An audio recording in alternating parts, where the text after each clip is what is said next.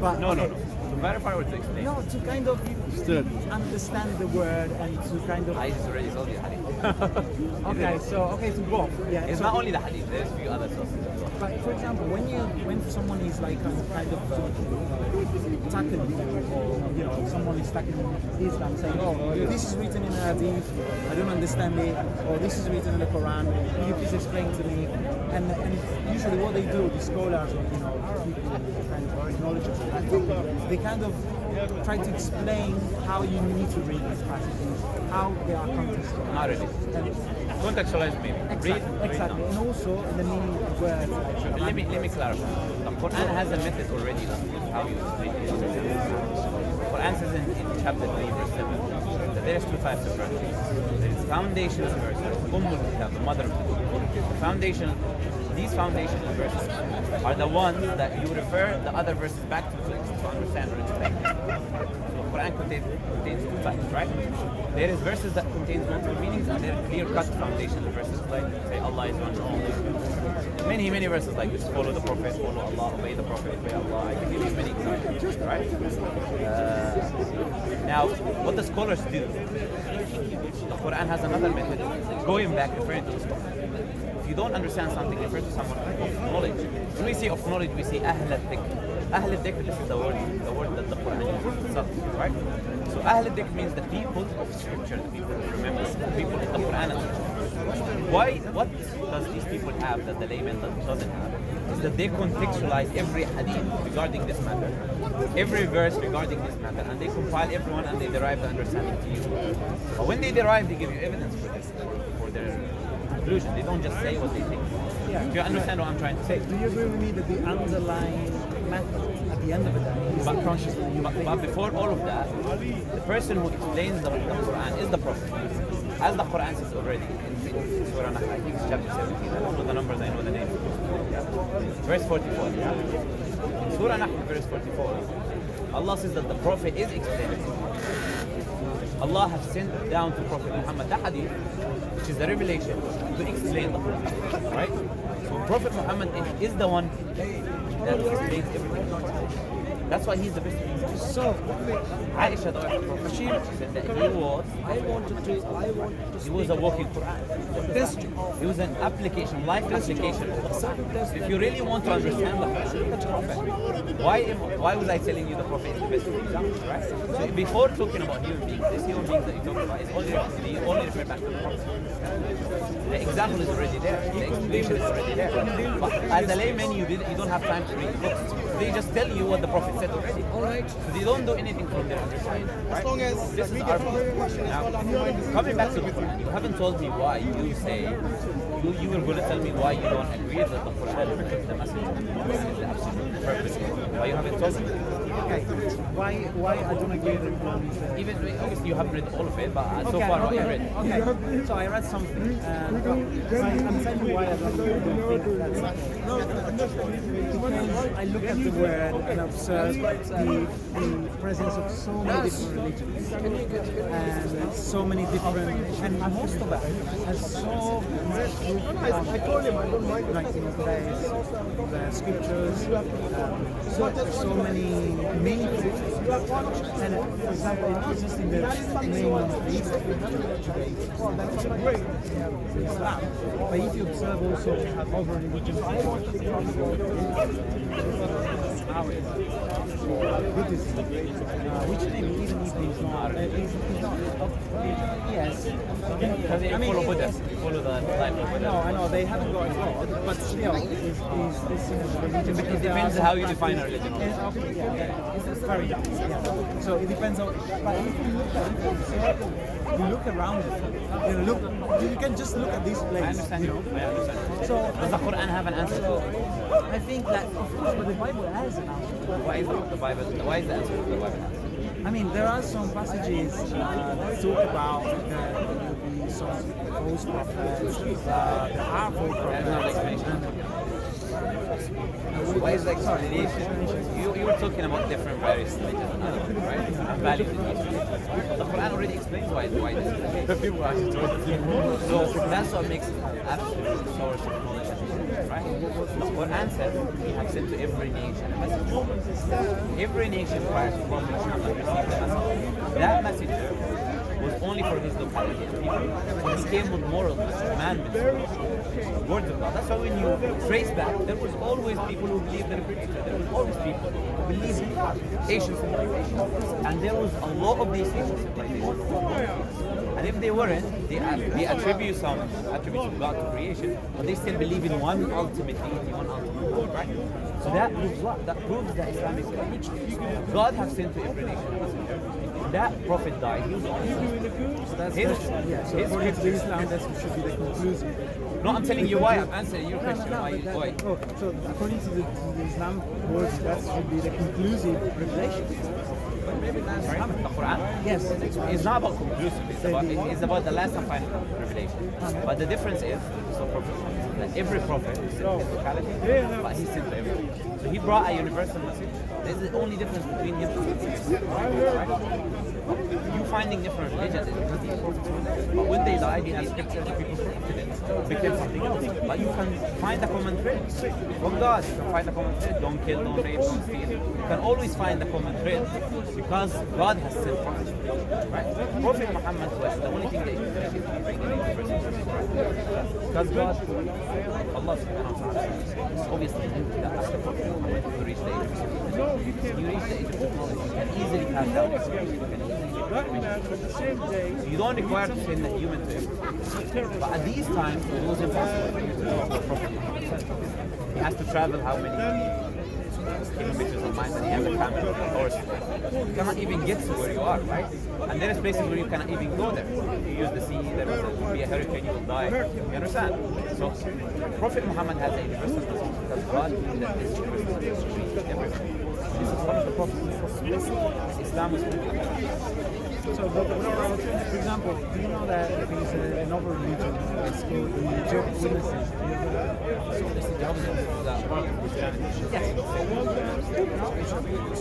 I mean, it depends because they say they are. Okay, wait. Do they use the Bible? Oh yes, they are Christian. I've been discussing that a lot because I was Christian, so in Italy especially. I went through, so I know I'm very well.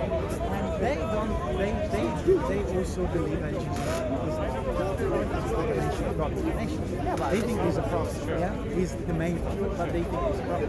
So what's the difference between you and the Jehovah's Witnesses? What's the difference between Muslim and Jehovah's Witnesses? Yeah. Jehovah's Witnesses still believe that Jesus has some sort of divinity. And that is because if you ask them, they already believe it. And the reason I know very well. And the reason Okay. The reason is that Jesus died for human beings still believe that. And you cannot be a normal human being dying for humanity. You know, when you tell them, do you believe Jesus is God, they would say no. If you say, do you believe Jesus has some sort of divinity, he died for human beings, they would say again, you know what? Because the scripture refers to that, and they follow the scripture. So that part about dying for other people's sins is where we differ, number one. Number two, Jesus says himself, he's not sent to everyone. Wait, but you claim Christianity is not very well understood. I think you know very well the scriptures. I can see that. That's why I come in here and see you debate, and I know that you know very well scriptures.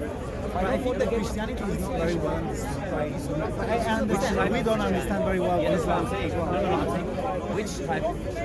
Okay, I mean, the general claim of the purpose of Jesus, you know, or the nature of Jesus, or, I mean, I would say more the character of Jesus. Because I think he's a bit misunderstood. Because, our discussion is not about the character of Jesus, right? Our discussion was about what we disagree. This was your question.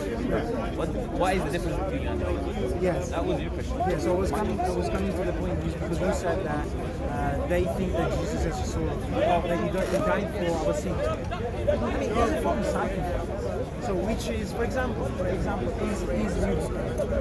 So if, for example, I die because I want to save someone, it can be like seen as a nobile Right? You're not God. Yes, but the Jehovah's Witness, that's what they do. They believe that God is the one who sent Jesus. So it's not a choice of Jesus Christ, but it's a commandment given to him by the Creator to go. No, I'm saying God sent Jesus to die.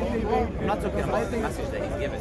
So that is not his choice. It's not something that you determine. So ultimately, God is the one who determined that. The problem, theological problem with that is unbiblical. Right? Because biblical tradition says the Father will not bear the evil, the Son will not bear the evil of the Father. But they say biblically that we have the sin of Adam, original sin. We believe everyone is born pure. I don't believe anyone is born a sinner. Number two, I cannot take the sin of someone else because it's just. If you get punishment that you don't deserve, there is injustice by definition. But wait a second, me as well. You need to, because you are kind of taking some of the Christian teachings and you're using them to kind of represent all Christianity. It's very different. You're not Christian. I think You're not Christian. I'm not Christian. Right? I'm not Christian. Right? So I would not prefer to talk about the religion of Christianity unless some Christian is here for me to discuss. Right? I don't like straw man arguments. But your question was to me already about the Jehovah's Witnesses. That's why I had to mention it. Then you said your view of Christianity is different. Obviously, I can explain my view, right? But that would require a discussion with you, right? So the difference is the difference that I'm telling you now, right? Whether Christians believe in that or not, the scripture says. So I'm talking about the scripture. What people believe is different than what the scripture says. But there's different interpretations. How can you know that your interpretation is right? I'm not saying the that. original sin. I think if you look at it from another perspective, if you really look into the Bible and Genesis, You like to ask, but you don't want to be asked. as the first sin, passed on in terms of.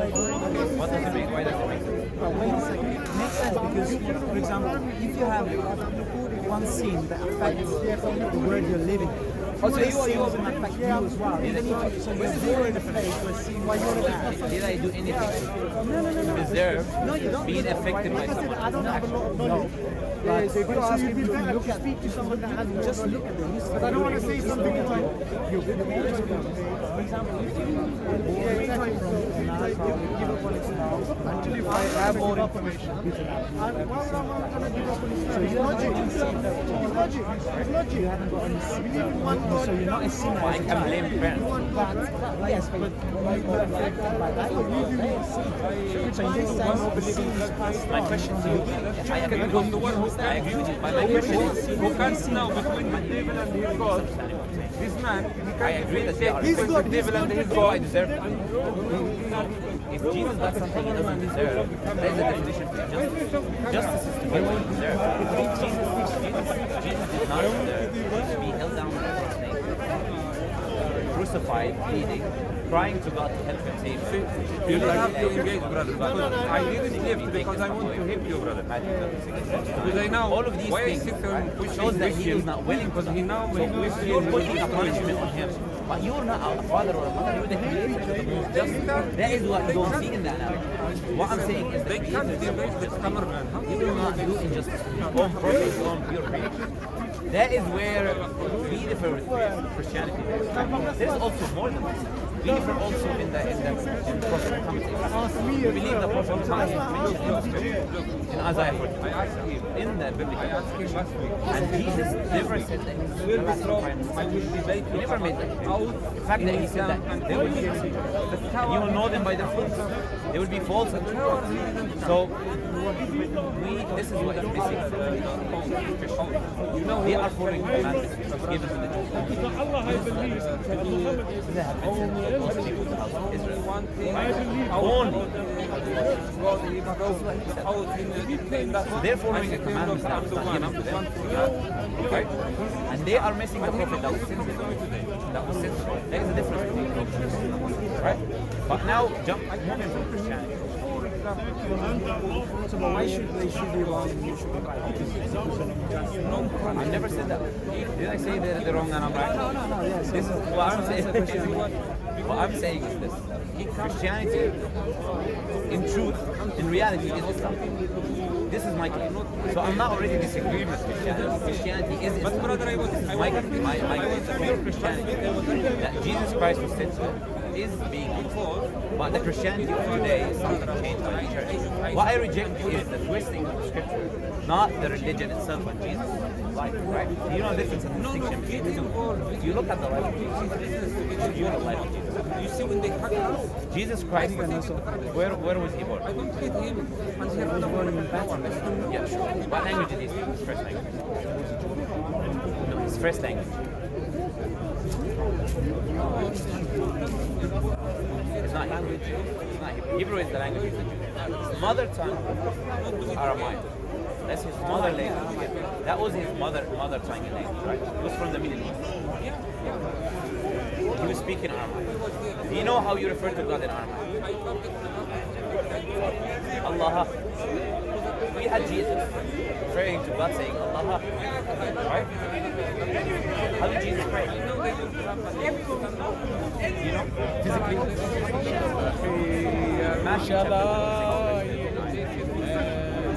Which of course that Jesus, in the Garden of Gethsemane, he was praying to God. He fell on his face. He prays like this. I will not eat this honey anymore.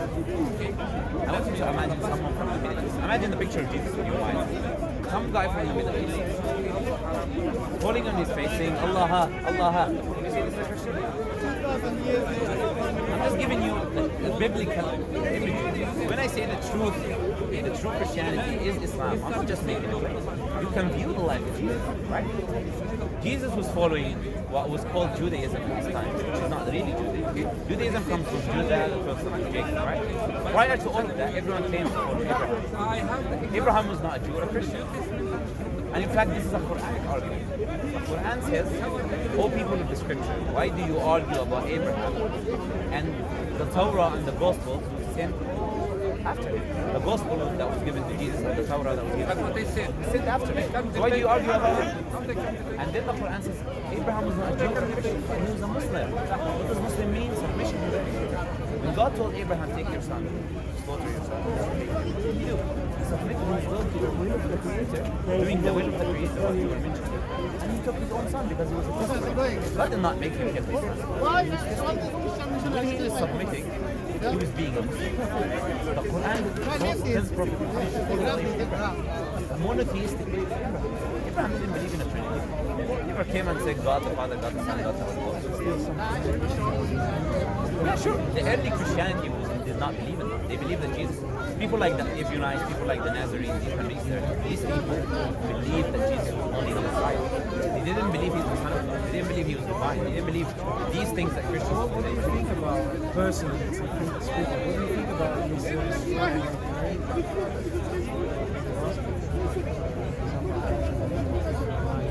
Yeah, I agree with that. So what you're referring to is in John chapter 14, verse 6. Yeah? John 14, 6. We agree with it completely, right? If I say, yeah, we can deal with every passage to you, right? I don't mind, right? I will give you what I understand by the message. It's up to you and every Christian to accept it, right? Whether it makes no difference or not, right? I'm just putting my view. In John chapter 14, verse 6, that's what you're referring to, right? If I say you want to go to Birmingham, and the way to go to Birmingham is taking the A60 or A40 or A30. That is the way to get to Birmingham. It's not Birmingham. So we believe that Jesus is the way to get to God. He's the one who is bringing the truth from the Creator. Can you know anything of the Creator, which is the ultimate truth? You cannot know anything about Him except through His messenger. So He's bringing the truth. He is the truth. What about another question? What about historical claim? I mean, historically, have you investigated? Yeah, a bit. Not thoroughly, but I investigated and historically, You cannot say because historically history is a big thing, right? You cannot say that all historians are. I can't get the voice speaking. But it's there if you look really. No, just really investigate. If you want to know, you have to put some effort in it, investigate, right? There is a book written, it's called Nails. right? This book you can read. It has all the historical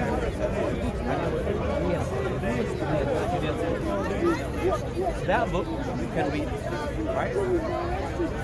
You will see that actually the accounts that are there either conflicting, forged, or biblical accounts. Biblical accounts is circular reasoning to say Jesus is crucified, the evidence is scripture, right? You have to provide an alternative external evidence in the scripture, right? You really want to investigate that.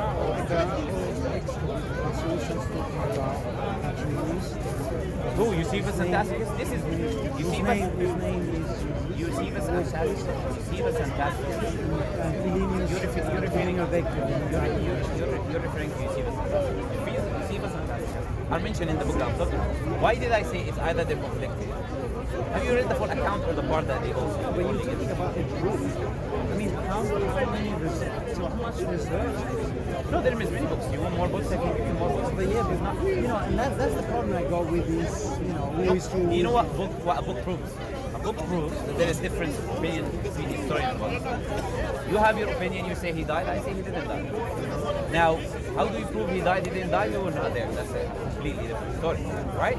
So as Muslims, this is what we believe, which actually makes a lot of sense. The Quran says they do not kill him, but it was made to appear unto them so. Exactly the word it is. ولكن شوف it. And then the Quran says, but those who deferred upon him.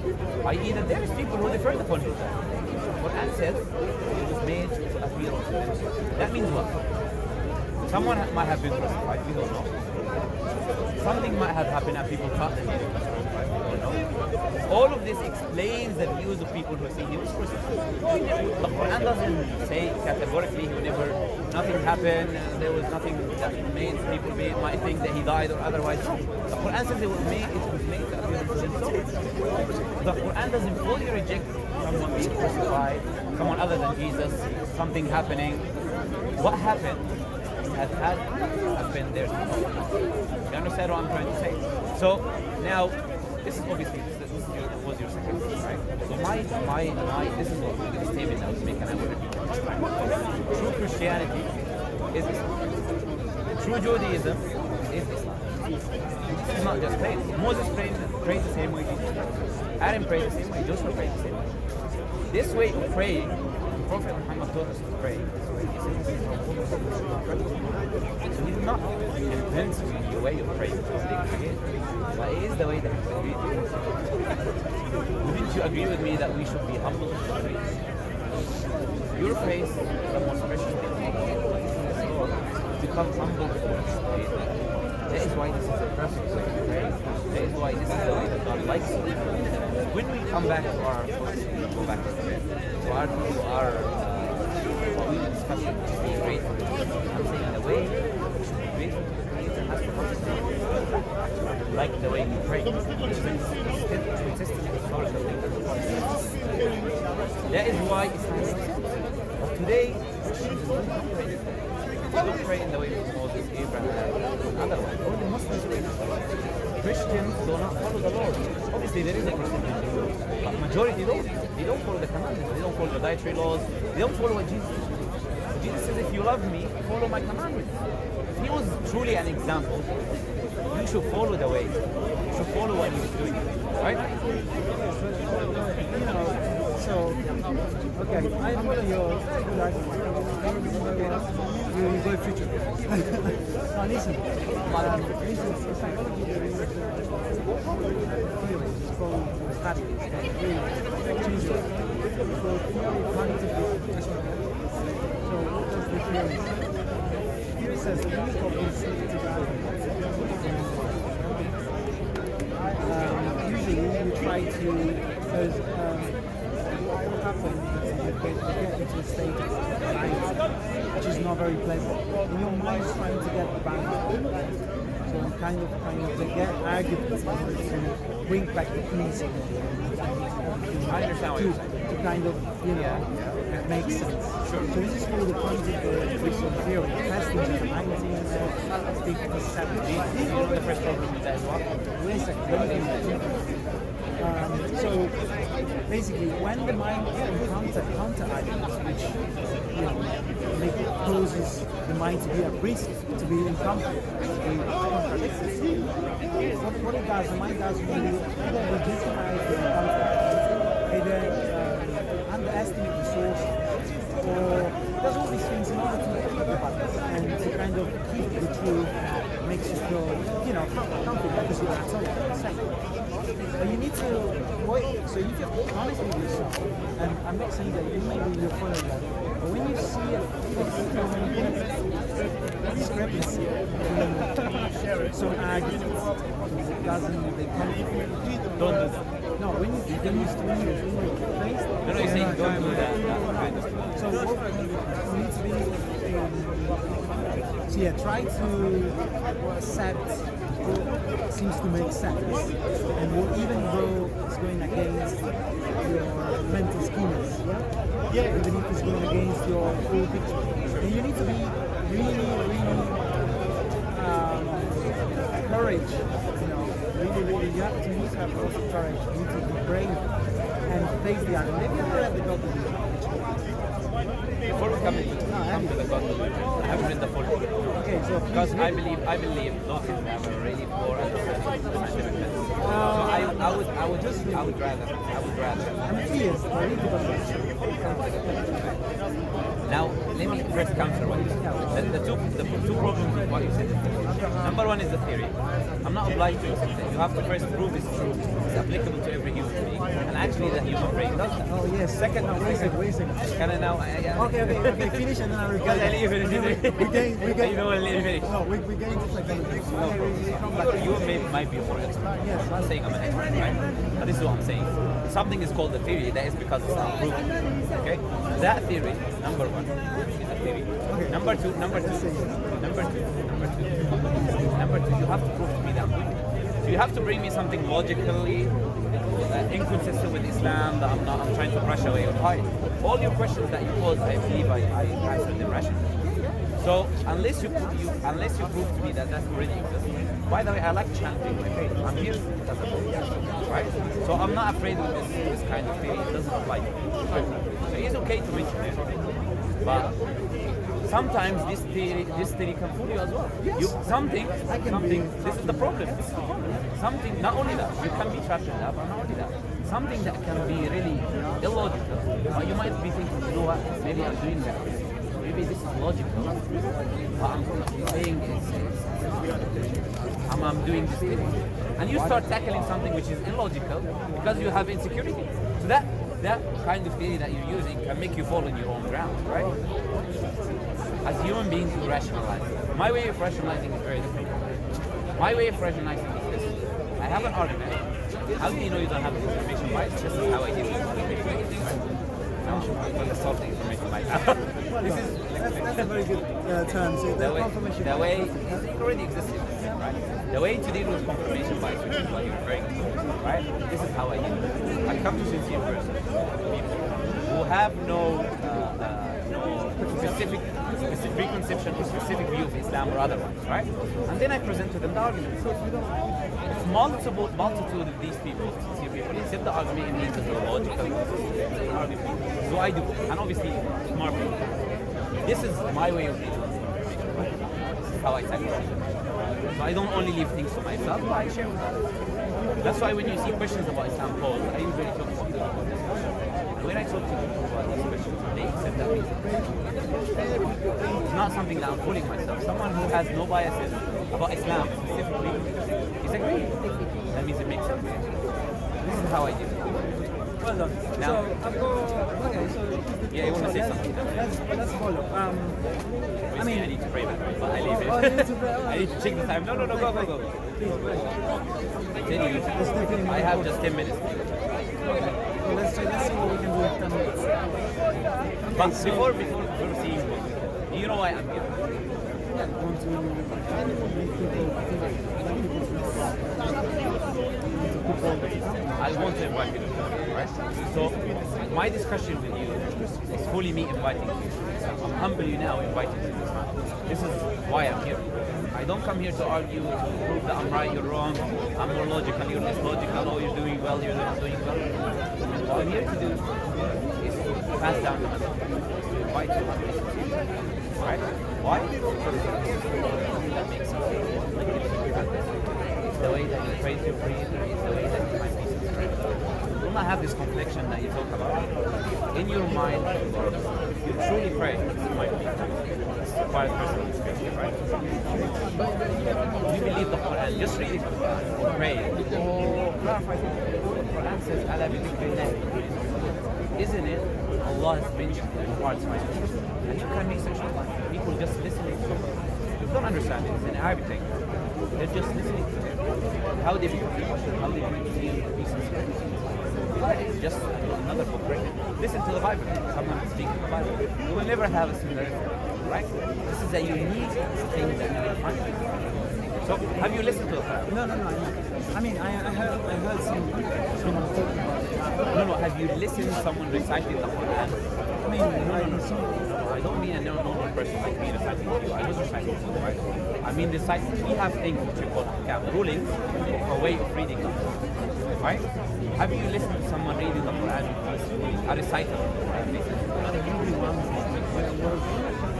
My advice, my advice as a student, be sure you will be very if you really are interested in that field, right? You can do it yourself, you listen, and you can bring people and listen, let them listen.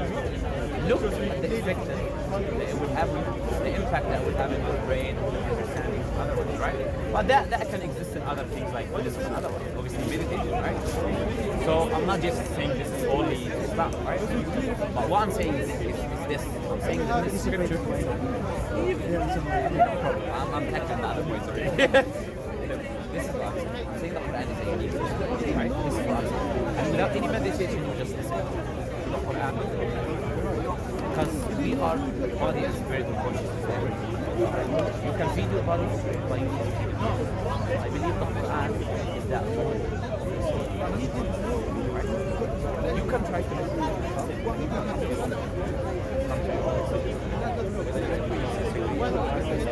right? But I'm humbly inviting you to the message. If you think there is problems in Islam, any questions that you want to ask, I'm humbly answering them. But that is why I'm here. Obviously, I will listen out. You want to become Muslim? I'm interested in the truth, so that's why I'm really interested. So do you have any questions about Islam? At the moment, oh yes, this question. When there's a woman like that dress all the way up down with the Burqa. So the burqa, according to the majority of the burqa is a choice of clothing. You have your choice of clothing, correct? Can I tell you what to wear on one? I can have my subjective opinion. Oh, you dress well, you don't dress well. Right? It's subjective. These women do these things for modesty. They believe if you see a woman wearing this, will you know she's a Muslim? Will you think this might be a Christian or Jewish? Straight away, this is Muslim, right? That is her identity as well.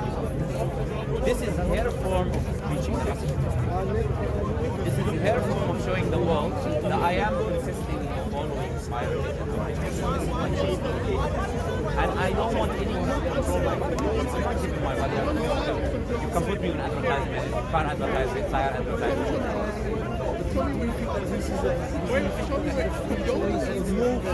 No, I know that it's a free choice. I know it's a free choice. But I know also that there are people who force. These people who force, they have no relationship with Islam. If you're asking me about Islam, I'm telling you, ask me about the people do all kinds of stupid and crazy things. Islam says clearly in chapter 2, verse 1, La ikrah. I cannot compel someone to do something not to do, right?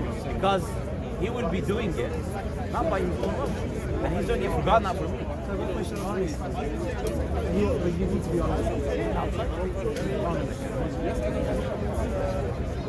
So how much do you think, in terms of percentage, let's say like roughly, of course we have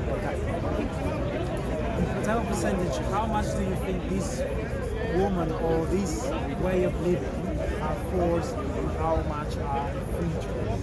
That is definitely would be a socialist question to a socialist person. I mean, I cannot give you certain statistics, yeah? But this is what I would say. In European countries and societies, I would say maybe it would be less than 3% of all societies. Because in this country, they can easily make take you to a court of law and they leave the whole. If you try to force something on your daughter physically, right? So in Western societies, all these women that you see very traditional, right, is most likely a choice, right? In Muslim countries, it differs depending on how liberal the country is. I don't agree with liberalism because I say that Islam is the opposite of liberalism. Islam is submission, liberalism is the opposite, right? So these countries will try to liberalize themselves a bit. There might be a lot of women not wearing the hijab, right? And it might be a lot of women. So this needs a socialist kind of view to go and ask. So, but have you asked any women before why do you wear that hijab? No. Every woman,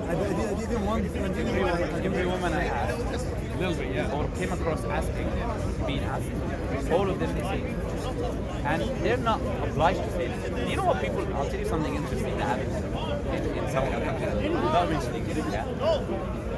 Women who usually when they're younger, the father might push a bit that they wear the hijab, right? So when these women wear the hijab, they know what they do. The minute they go outside of the house, they take it off. And who can see them? Who can control them? So in reality, the only one who sees you 24 hours is the kid. If a woman is wearing the hijab 24 hours, it's not because anyone is controlling or pushing her. Any day she can go outside, take it off with her friends. No one will know. And this happens in reality. So if you see a woman sticking herself to that, I mean, it's bad. And if it's her choice, you cannot make judgments for her. Why do you wear this? Why do you do this? Why do you do this? Right? She believes Islam is the truth. You say you're looking for the truth. If you're looking for the truth and wearing the hijab, obviously it has a lot of wisdom. The main reason is that the Creator commanded us. The Creator has all wisdom and knowledge, therefore is a knowledgeable wisdom. This is what they believe, and this is why I believe. Right? So I was really interested to see very young guys here. I wanted to see what was their view? You could ask them. No, that's fine. That's okay. Other questions about that? So you said that the Creator said absolutely. Yeah. Yeah. That's what you said. No, I'm following your own conscience, which may be persuaded by the word, or maybe like fooled by your own conscience. Do you feel that this is a social convention, or do you think it actually comes from the creation by your own conscience? I am sure it comes from the creation. Number one. Number two, I see a lot of wisdom. A person who is from a Western country might view it differently, right? Or born in a different society. I can see where you're coming from. There's all wars happening, you know. I can give you one of the wisdom. Ignore raping and protection. I can give you one of the wisdom besides what you said. This is a wisdom that is very, very, very powerful. Many men, I'm not generalizing here. Many men when they walk in the street, when they keep marveling, we see Islamic nation, when they're looking at marveling, effectively what they're doing is that they're comparing their wife who they're married to that woman in the street. And when they keep looking at women in the street who are trying to look beautiful and beautify themselves, they start losing interest in their wives. That causes what? Societal problems.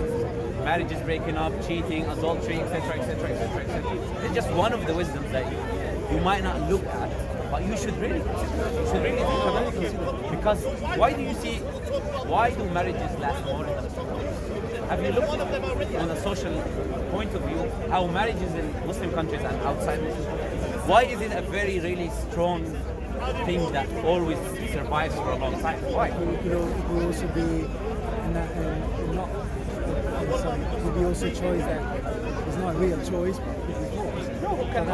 In Islam, a woman can have khula', which is separation from the husband. No one can force the woman to stay with him, right? But for example, if you look at in the past, the divorce in the Christian countries was, the rate was much less because the rate of divorce. It's okay, I'm just trying to. So that's fine. So I was raised in those because Did I talk about Christianity? because there was Jews. I was not talking about. No. But My just point. to My point. show you that it was my- a cultural Do thing. you know? I agree. Do you know why? Do you know? Around 100 few years from now, all women in this society used to wear a head cover. Do you know that? Do you know that? So you're actually supporting and proving my point. Thank you. When that head cover was gone, we see now men getting divorced. So this is I'm not really interested in What about the first human being? You know, the first human being that went the hat out.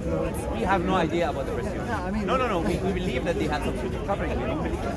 We believe actually there is an innate position about covering.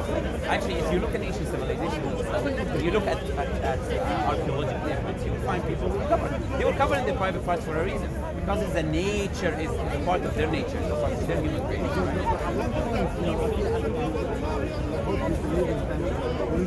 No, I don't believe it. Anything that goes against, by definition, anything that goes against my scripture, like I'll tell you. I'll tell you. We can discuss the evolutionary perspective after I pray. You're still here because I'm going to miss my prayer, right? But I have no problem in discussing the evolutionary point of view. I tell you why I don't believe it. But this is a simple answer, quick answer, right? Quick answer is I believe the Quran is absolute. Science is a probabilistic model. I cannot take a probabilistic model over an absolute. It's as simple as that. It's a simple logic. But it can be more. Anyway, John. G-A-N. So my name is John. Yeah. I like it. I'll see you around. But I will encourage you to finish. But when you're reading the Quran, simple is logic, right? The Quran is not a newspaper. The Quran is we believe is the word of creation, right? So you need to really put some thought into what I read. I can read something in 2 minutes, and I can really look what is this verse trying to say? Why is this book really trying to say? Why is it verse? But I can guarantee if you have any question, every question is answered there. You really put your mind. Yeah? See you around, yeah? You as well. This is yours or this one? Which one? One is Sam's Dawah, yeah? You know Sam Dawah? Yeah.